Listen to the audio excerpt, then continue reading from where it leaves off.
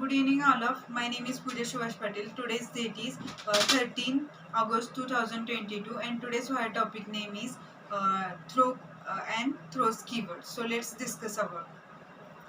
Java is used throw keyword explicitly uh, in method or any block of code.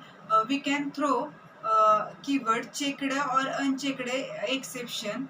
It is used. The throw keyword is mainly used to throw throw explanation. Then throws keyword. The throws keyword is uh, in Java. It is used is for signature of method to indicate the method once listed type exception. The throw keyword is used throw an exception explicitly way in the code inside the function or the block of code. The Java throws keyword is used in the method signature to declare an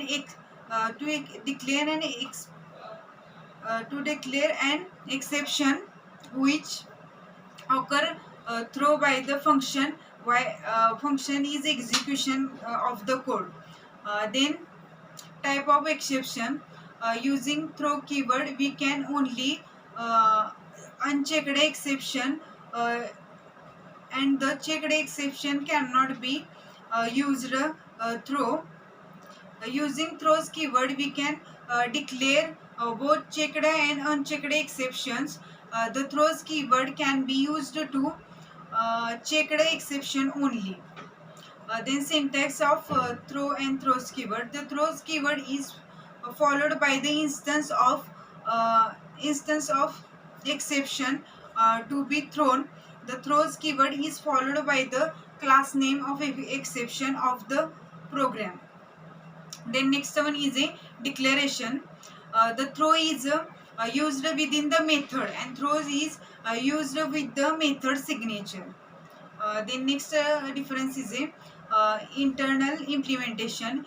We are allowed to throw only one exception at a time in our programming, and we cannot throw multiple exception.